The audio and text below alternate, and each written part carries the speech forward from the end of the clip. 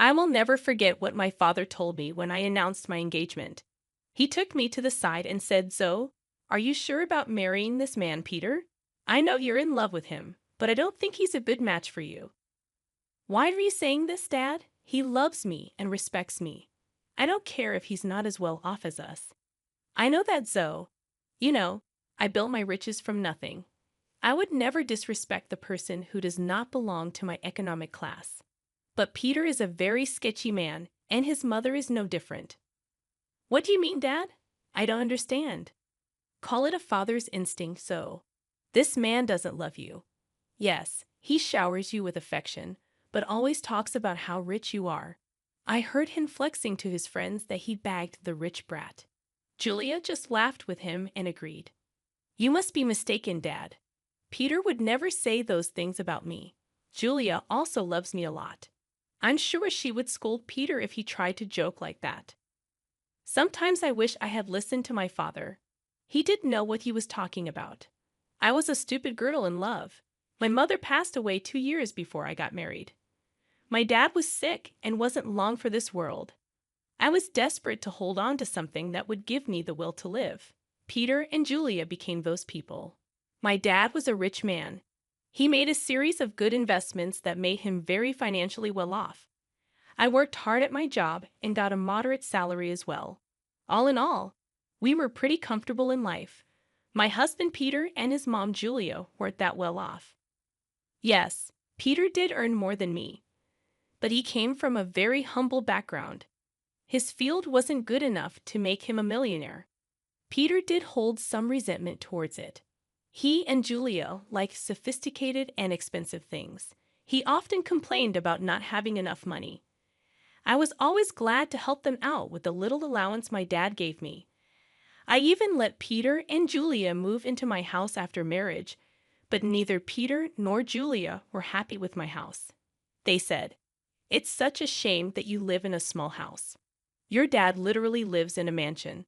How come you bought such a small townhouse?" "I don't earn a lot, Peter. Dad lives in a mansion because he has lots of money. I'm a simple office employee earning a moderate salary. This house was difficult for me to buy as well. Dad helped me out with the down payment." "Well, if he helped you out, he should have got you a better place. I'm sure your mom had left him something to give you when you became older." "I'm not entitled to anything, Julia. Whatever my mom left behind is my dad's now. She died suddenly, so there was no will. I don't mind if I don't get anything. I'm happy with the way things are." "That's a ridiculous thing to say, Zoe. I sure would have loved to inherit a lot of money. You know what? Your dad should trade houses with us. He lives alone, so he doesn't need the space anyway, right, Mom?" "Yeah, Peter's right, Zoe. You can ask." "Absolutely not. That house is my dad's, and he deserves to live comfortably as long as he is alive." "Well, he will be alive for long now that he's sick. We can wait and compromise for a few years and see what happens. Ultimately, everything will be yours after your dad dies. You will have plenty of money to buy a big house and more." The way Julia and Peter were already making plans to spend my inheritance was super disturbing. It also didn't help that they regularly asked me to ask my dad for more money. It's not like we were hurting for cash. Peter and Julia simply wanted the millionaire life, even if they weren't one. Honestly, I was getting tired of their behavior. However, the real drama happened after my father passed away. My dad's cancer took him away from me. Pretty soon, I was devastated but got little support from Peter or Julia. They were only concerned about the date of the will reading and didn't even help with the funeral. Hell, they refused to attend the funeral because my dad was no one to them. I was heartbroken and furious at that point. My dad's words kept coming back to me. I was getting suspicious of them and started to have doubts about their intentions. I was afraid that they were really after my inheritance money. They were not allowed to be in the reading of the will. Peter and Julia said, "Why the hell are we not allowed to read the will? This is ridiculous. Lawrence was my own father-in-law." "Yes, this is ridiculous. We are family and should be present for this event. We have the right to know what Lawrence left in the will. At least my son should be allowed to be there." Your son is not in the will, Julia, so he cannot read the will. Why are you two so obsessed with inheritance? You didn't even come to the funeral. It was funny how my dad was suddenly family when it came to getting an inheritance. I was pretty annoyed at Julia and Peter. What was worse was that they started to hound me as soon as I got back from reading the will. They were not allowed to see the will. I had a hard time dealing with the grief of losing my father, but I got no words of support or sympathy from them. They simply wanted to know about my inheritance. Julia asked me, "So we have been wondering about something for a while now. How much inheritance did you receive from your parents? You must have got a lot of money. How much money did you get?" My parents unfortunately didn't leave me any money in my inheritance, so I received zero. What? You didn't get any money? But your parents were rich. They should have left you something. I don't believe that you didn't get any money. I'm sure you are lying to us all. There is no way your parents didn't leave you a single penny. No, Peter. There was no money in my inheritance. The will didn't even mention me getting any kind of money. You can check my bank balance in a few days and find out. But what about their riches? Who will get those? You are their only child. I don't know about that, Julia. The lawyer just told me that I didn't get any money. It's fine by me. It was my parents' money, and it's up to them who they would give it to. That is ridiculous. You need to fight for the money. It should be yours. There is no money, Peter. They didn't have much money in the end. Whatever was left was given to charity. They have been planning this for a while now. Julia and Peter looked very pissed by what I said. I had no idea why they were being this weird about my inheritance. I almost told them the full details, but something stopped me from doing it. There was this creeping doubt in my mind that my husband and mother-in-law were up to something. I waited for them to digest the news. When Julia and Peter kept pressuring me for more information, I put my foot down. I told them firmly that I didn't get any money and even offered to show them my account in a few days. Well, a month passed, and nothing showed up. In the meantime, Peter grew very restless and stopped being affectionate with me. He was always checking my account and constantly hounding me for information on my inheritance. I was starting to see where this was going. Finally, one day, I decided to put an end to it. I showed them my bank statements and said, "See, I told you that I didn't receive anything. I'm not hiding any secret inheritance money from you. Do you believe me now?" Wow, our years of hard work just went down the drain then. So his parents weren't rich, and she didn't even get $100 in the will. This is ridiculous. I can't believe this. I can't believe this either, Mom. I stayed in this marriage for nothing. I married Zoe for nothing. It was all a waste of time. What the hell does that mean, Peter? Why are you talking like this? Why do you think he's saying these things, Zoe? Who the hell would marry you without thinking about the money? My son simply married you so that we can bank on your inheritance. Now I see that you didn't even get a penny. I can't believe I wasted 5 freaking years on a useless girl like her. I could have done so much better. I was stunned to hear them speak that way about me. I could finally tell that Peter married me for money. My parents were right about him and his mom. They were freaking gold diggers. I was so freaking done with my husband and mother-in-law. I was breaking inside, but what they said next turned me into stone. Julia looked at Peter solemnly and said, "What is done, Peter. But now it's time for you to divorce Zoe. There is no reason why you should stay with her anymore. You will have time to find a new rich wife. This time, we will make sure she actually has some money to her name." Are you freaking kidding me, Julia? You are asking Peter to divorce me over money. Peter, are you going to listen to her? Of course, I would listen to her, Zoe.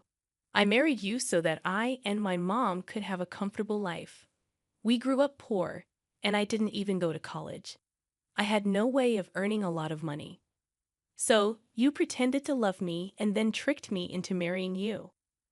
You thought that my parents would give me lots of money that I would readily share with you. Yes, that's what I thought. It was the only way I could give my mom the life she wanted. But now I see that my efforts were in vain. Mom's right. I need to divorce you and keep looking." I was stunned by what Peter said. He said those things so nonchalantly that I started to question my own sanity. Julia and Peter went on to express their frustration at my marriage and myself. I didn't hear a word after a while. I was too busy coming to terms with what they just threw at me. Their total lack of reaction and Peter's sudden shift in behavior were both depressing and angering to me. After a point, I was so mad that I wanted to scream and throw things. However, I didn't do any of that. I calmly said, "Okay then, Peter. If a divorce is what you want, you will get it. I was never the one to say no to your demands. I might as well give in to your demand now as a last favor. So, you will agree to a mutual divorce. It'll save us both a lot of money. By the looks of it, you don't have much to go on anyway. Don't think of this as an opportunity to get alimony from my son. We will fight you tooth and nail before you give up that dream. You better preserve your lawyer fees and agree to a mutual divorce. It'll be best for you." You're right. I don't have a lot of money right now, so I decided something. I will agree to a mutual divorce, but you have to sign a clause saying that we won't share any of our assets with each other. That's not a problem at all. You don't have much, and neither do I at the moment. If you can forego alimony, I'll agree to sign a divorce and won't claim anything from you. Me and Peter discussed the details of the divorce and made sure we were on the same page. I could see that Julia and Peter were both happy about me not making a fuss out of the divorce. I guess they didn't expect me to be so calm about it. Truth be told, ever since that day, I have been crying on my way to and from work. I used to sit in the parking lot of my office and cry for an hour before and after work. Peter never noticed my puffy eyes or even asked why I was leaving early for work and coming home late. Julia didn't even bother looking at me after she discovered that I had no money. All of their behavior just made me even more determined to get out of the marriage as soon as possible. I actually had Peter and Julia move out of my house to a rented space in the neighborhood. They soon settled in while we waited for the divorce to finalize. True to his word, Peter didn't demand a share of my house. I also didn't ask for alimony. In his eyes, it was a fair deal. Well, he had no idea just how far I made things out to be. He came to know about it on the day our divorce was finalized. I went over to his new rented space to drop off my wedding and engagement ring. So, I just wanted to return these to you since the marriage only brought bad times in my life. I don't want to have any memory of it. Are you sure you want to return it? I mean, you might need the money after all. It's so funny, you know so. You must have laughed at our poverty before. Look where you are now. My son is being generous and giving you the rings. You might need to sell them when your stupid job doesn't pay enough. We want Mr. Rings. They're cheap ones anyway. What would I need to sell the rings for, money, Julia? You don't have to be embarrassed. So we already know how your parents didn't leave you anything. I guess they lost everything due to poor financial decisions, leaving their daughter destitute. At that point, I laughed very loudly in her face. Julia looked confused, and so did Peter. I could tell that Peter was somewhat annoyed by his mother's behavior, and he was also surprised at my laughter. Julia said, "Why the hell are you laughing, Zoe? Did I say something funny?" "It's freaking funny how you think I'm destitute, Julia. It's also funny that you think my parents lost all their fortune." "Well, of course, you're destitute. Your parents didn't even leave you a penny. They surely messed up and ruined your life by not leaving you an inheritance." "I never said that I didn't get an inheritance, Julia. I simply told you that I didn't get any money. My parents did, in fact, leave me plenty of inheritance." "What the hell does that mean? You have an inheritance." I'm so confused. "My parents could see you and Julia for the little gold diggers you two are. So they made a secret clause in their will. It said that I would receive no monetary inheritance. Instead, I was given this entire neighborhood as my inheritance." "What? You own this neighborhood now. How is that possible?" "We would have known about your inheritance if this was true. We even signed the lease with an estate manager who didn't tell us the name of the owner. My parents wanted me to wait for a year before I got my inheritance. They wanted me to test you too and see if you are really with me for money or love. Well, of course, you failed the test, and now you won't get anything from me.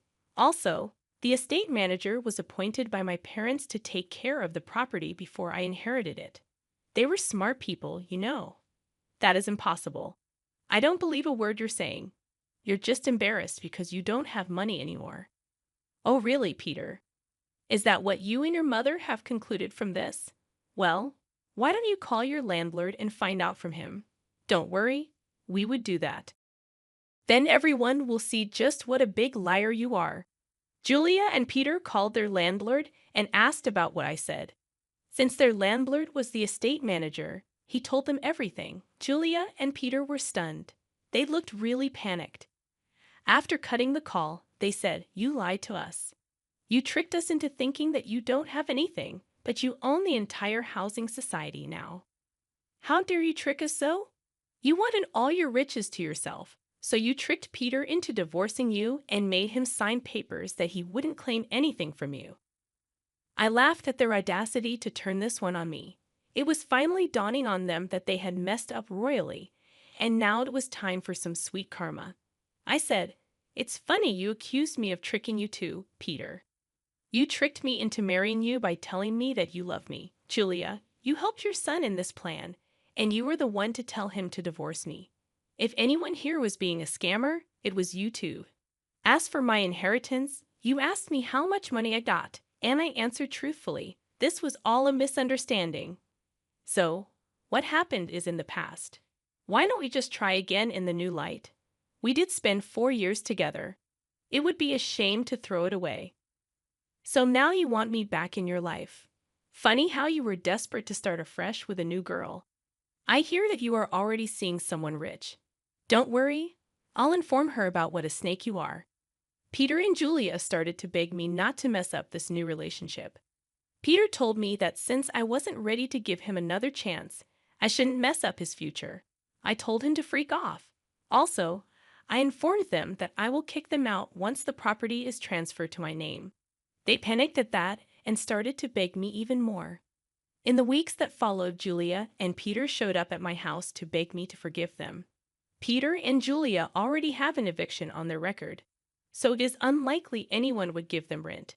The only reason they were staying on my property was that I asked the estate manager to allow it. I also called Peter's new victim and told her everything. She was horrified by what Peter and Julia did and broke up with him instantly. She even showed me the texts. After this fiasco, Peter and Julia beat down my daughter, called me names. I promptly called the police and had them off my property. After I got my inheritance in my name, I kicked them out very swiftly. They didn't expect me to go through with the threat. They did show up on my property again, and the police were called. The cops gave them a stern warning, and I filed for a restraining order. Turns out the entire town knew about what happened. They were essentially disowned by friends and had to leave the city to start afresh. Meanwhile, I'm enjoying my new wealth and am finally free from gold-digging leeches.